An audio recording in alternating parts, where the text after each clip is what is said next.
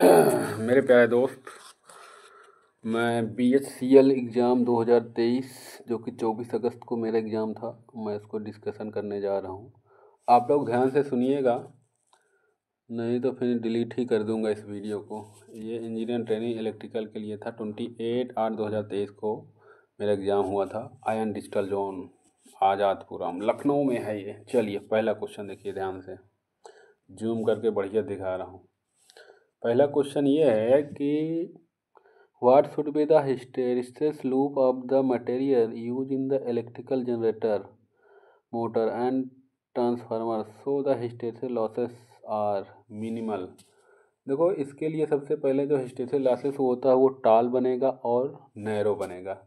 सबसे पहले देख लो कि ये भेल का ही एग्ज़ाम है, BHCL का ही पेपर डिस्कशन करने जा रहा हूँ। नहीं बेवकूफ़ समझ के क्या कहते हैं तुम लोग मत देखो, ध्यान से देखो। BHEL एग्ज़ाम 2023-24 2 दिन हुआ था, इस बार एक ही बार हो रहा है। इसको ध्यान से पढ़ लो, नहीं तो तुम जानो तुम्हारा काम जाने। समझ रहे हो कि नहीं? चलो दूसरा क्वेश्चन ध्यान से पढ़ो। Power MOSFET are majority carrier device, ठीक है। दूसरा है power MOSFET cause inferior conductor characteristics, और जूम कर दे रहा हूँ, चाप के देख लो। Power MOSFET cause inferior conduction characteristics as the voltage rating in increase about 200 volt. तो इसमें सीधे सीधे बात है कि स्टेटमेंट 1 और स्टेटमेंट 2 दोनों ट्रू है, क्योंकि ये दिया हुआ है। मैंने भी ट्रू लगाया था, मेरा गलत था। चलो दूसरा ध्यान से देखो। विच of the following conversion is obtain with the help of Gauss divergence theorem. तो इसके लिए भाई गॉस डाइवर्जेंस एकदम बढ़िया सीधा क्वेश्चन है, और मेरा भी ये सही था, और मैं सरफेस टू वॉल्यूम लगा दिया, एकदम करेक्ट, 1 नंबर मिल गया। और चौथा क्वेश्चन है what will be the effect of increasing. थोड़ा सा और बढ़ा देते हैं ताकि दिखे। अब दिख रहा होगा ना? चलो ध्यान से करो। What will be the effect of the increasing load of the synchronous motor while running with normal excitation। देखो, नॉर्मल एक्साइटेशन है और इसके लिए तो increase in armature current, decrease in power factor. इसको कैसे आ रहा है ये मत सोचो, बस तुम नोट करके इसको नोट करो पॉज करके। अब वैसे भी लोड बढ़ाओगे सिंक्रोनस मोटर में तो उसमें क्या होगा, नॉर्मल है तो armature current decrease increase in armature current and decrease in power factor. ये बहुत बढ़िया क्वेश्चन है, कई बार रिपीट हुआ है, इसको नोट करो। मेरा भी ये गलत हो गया।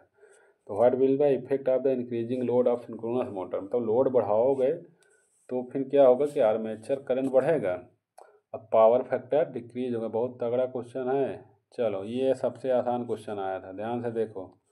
सबसे आसान क्वेश्चन ये है कि लैपलास ट्रांसफॉर्म बताना। भैया 3 डायरेक्ट इसको मार के आओगे, 3 नंबर ही सही है। चलो आगे आओ बढ़ो। ये भैया बड़ा विषायती क्वेश्चन आ गया था, क्या बताएं साला कहाँ से क्वेश्चन आया था, मैं खुद ही गड़बड़ करके आया। देखो एक का लगाया था, तुक्का मार के आया था मैं। कंसीडर सोने single x of T cos omega S/2 t + 5। Suppose this signal is sampled at omega S frequency, and if this impulse sample signal is applied as the input to an ideal Laplace filter with cutoff frequency omega S/2, resultant output is. भैया देखो ये सब हमें पता नहीं है, ये आया नहीं था, लेकिन तुक्का मारे थे, वो गलत हो गया था। देख लो काई टी इक्वल cos फाई, तीसरा क्वेश्चन इसका सही होगा, तीसरा ऑप्शन। चलो आगे बढ़ते हैं, टाइम नहीं है हमारे पास। ये बढ़िया नंबर 1 का है। Birthday plot if the value of the face at gain cross frequency दिया है -125, face margin of the system. भैया फेस मार्जिन के लिए गेन क्रॉस ऑफ फ्रिक्वेंसी निकालना, जो कि दिया हुआ है। और phase crossover frequency equal to होता है 180 plus gain crossover frequency. तो भैया इसमें 180 जोड़ोगे सीधे 55 आएगा, आंसर मान लो तीसरा, और चपक के 1 नंबर मिल जाएगा। चलो चौथा, विच of the following theorem state that every square matrix A satisfy its own characteristic. बहुत बढ़िया, बहुत बहुत बहुत 1 नंबर। ये भैया 4 क्ले हैमिल्टन थ्योरम। भैया ये हमारा गलत था, समझ रहे हो कि नहीं? और एक आंसर मार करके क्ले हैमिल्टन, ध्यान देना कि अपना ओन कैरेक्टरिस्टिक इक्वेशन जो फॉलो करे उसके लिए। चलो आगे आए, बढ़ो बढ़ो बढ़ो बढ़ो। Which of the following test is perform for the testing of DC shunt motor. मतलब कि ये तो एक नंबर का है भाई। टेस्टिंग करने के लिए स्विनबर्न टेस्ट होता है, और स्विनबर्न टेस्ट एफिशिएंसी को भी निकालने के लिए होता है, ये भी ध्यान देना। और समझ रहे हो कि नहीं। अब block rotor test, short circuit test, ये किसमें होता है? ब्लॉक रोटर से इंडक्शन मोटर में होता है। और स्विनबर्न टेस्ट ये डीसी मोटर के लिए होता है। दिखा भी है डीसी शंट मोटर, नहीं गलत करके आ जाओ। तो दूसरा इसको मारो धाए से, आगे बढ़ो। Ratio of the back EMF to voltage DC motor is indicate, भैया इफिशियंसी E/B, एकदम तगड़ा क्वेश्चन। समझ रहे हो कि नहीं? आगे आओ। ये शुद्ध ये नहीं कर पाओगे तो ज़िंदगी में कुछ नहीं कर पाओगे, 0 नंबर मिलेगा तुम्हें। देखो, जेट ट्रांसफार्मर का यूनिट स्टेप क्या होता है? फार्मूला लगाओ, 2 नंबर आएगा। नहीं तो जेट ट्रांसफार्म का formula sigma FZ into Z⁻², n बराबर 0 से इन्फाइनाइट करते जाओगे तो 1/1 माने जेट इनवर्स आएगा। इनवर्स को भाग करोगे बी वाला आएगा, ठीक है ना। आगे 11 है। Which of the following method is usually use to determine the efficiency of the tracker motor? भैया इसको रट लो, समझ रहे हो कि नहीं?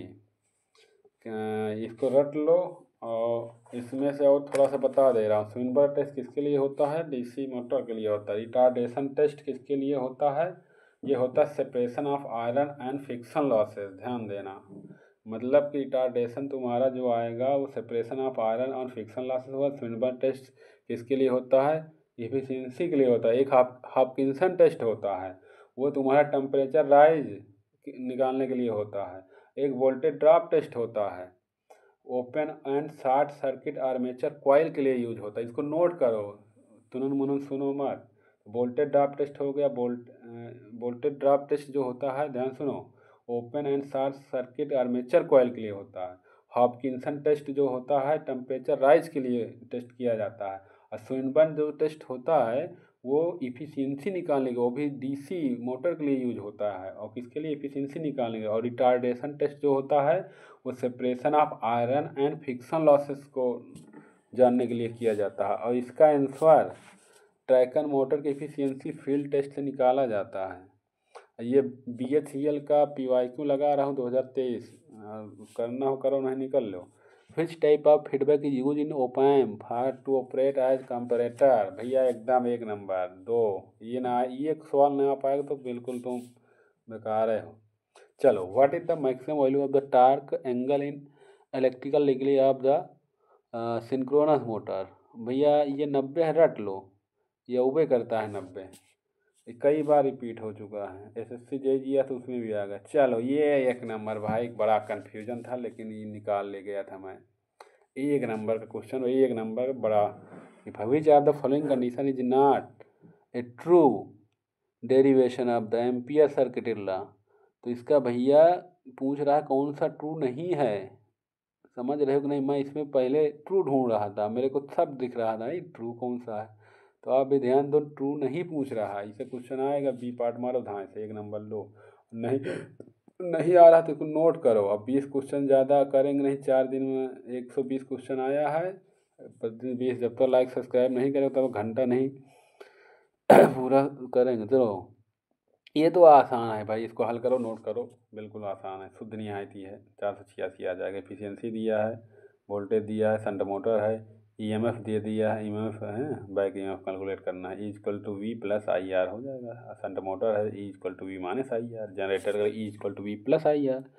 और मोटर के लिए E=V - IR। और एफिशिएंसी दिया ही है, आउटपुट अपन इनपुट। आउटपुट का मोटर का, आउटपुट मोटर में क्या है? IA पावर दिया ही आउटपुट का, इनपुट निकाल लो, VT × IA।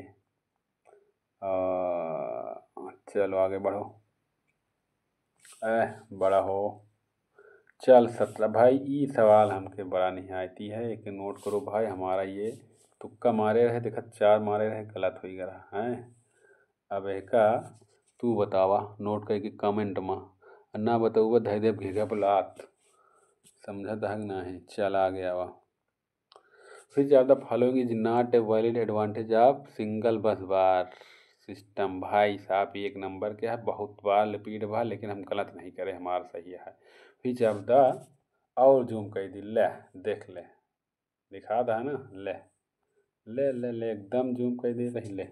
Which are the following is not a valid advantage of the single bus bar very low fault current. Which are the following is a valid advantage of a single bus bar not valid बतावा था, इसका मतलब simple operation low cost less maintenance ही valid है, लेकिन not valid low fault हो जाए, ठीक है ना। नॉट वैलिड पूछे ध्यान दे का पूछे नॉट वैलिड एडवांटेज मतलब ई वेरी लो फॉल्ट ही डिसएडवांटेज हो गया, बाकी ये सब का होगा simple operation low cost less maintenance ही का होगा ये तो हर एडवांटेज होगा। अब लगा एक 19वां नंबर आएगा, एक नंबर के हुआ है, बहुत नंबर तगड़ा सवाल है। Which of the following property is not true, ध्यान दे देखा था कैसे फंसा होता है नॉट ट्रू। ये तीनों चारों ऑप्शन पढ़ा देखा, पढ़े ऊपर घंटा न कहीं पहुँच गया। The curl of the gradient of the scalar field vanishes that is divergence curl gradient v equal to 0, सही बात है। Curl of vector field is another vector, बिल्कुल सही है, कर्ल करोगे तो वेक्टर आएगा ही आएगा।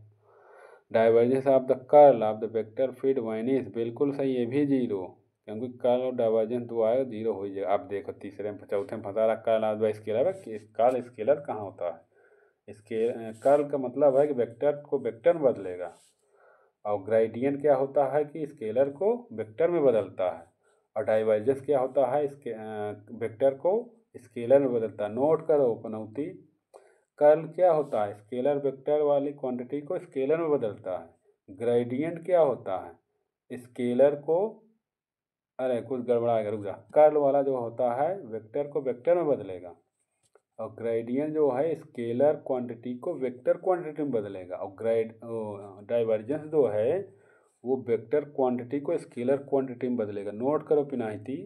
चलो अब ये 20 और अंतिम सवाल है, पहले लाइक और सब्सक्राइब करो, थोड़ा सा बढ़ाओ, नहीं घंटा नहीं डाले देंगे। 11 तारीख को BHCL का है, अगर कर दोगे 4 दिन के अंदर कल पूरा डिस्कशन कर देंगे। Which of the following main advantage of Hopkinson test of the finding efficiency of DC motor, मतलब कि हॉपकिंसन टेस्ट समझा रहे हैं ना बहन। हॉपकिंसन टेस्ट कहे के लिए यूज होता है बताओ।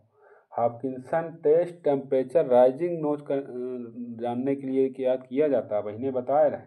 वोल्टेज ड्रॉप किसके लिए, open and short circuit armature के लिए, और स्विनबर्ग टेस्ट इफिशियंसी के लिए। नोट कर पनौती, नोट कर, स्विनबर्ग टेस्ट इफिशियंसी के लिए, retardation test separation of iron and friction loss के लिए।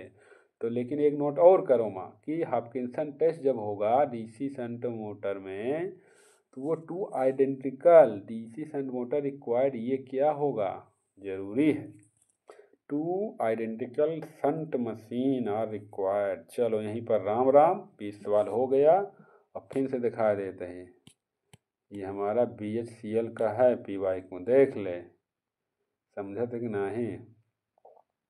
BHCL का है, 2023-24 में दिए थे। अब यहीं पर हम करते हैं क्लोज, आगे राम राम। अगला पार्ट कब होगा, जब लाइक करोगे सब्सक्राइब करोगे मिलेगा रिव्यू तब, नहीं घंटा नहीं करेंगे। चलो ठीक है, बाय बाय, गुड नाइट। राती में करत ही एक रिकॉर्ड, वो हमारे पास ना वीडियो है ना कैमरा, एक मोबाइल ले ही टूटही फुटही वही से करत है। और खुशखबरी यह है कि हमारा अब की बार गेट में पहले दूसरा अटैम्प्ट रहा, 30 नंबर आवा है, 5-6 हज़ार रैंक आई है, एक बार 54,000 रैंक आई रही, थोड़ा गड़बड़ा इनका है अब की बार, अगले बार देखा जाए। अब तो यही के पेपर दिए जाते हैं। चलो ठीक है, राम राम भाई साहब।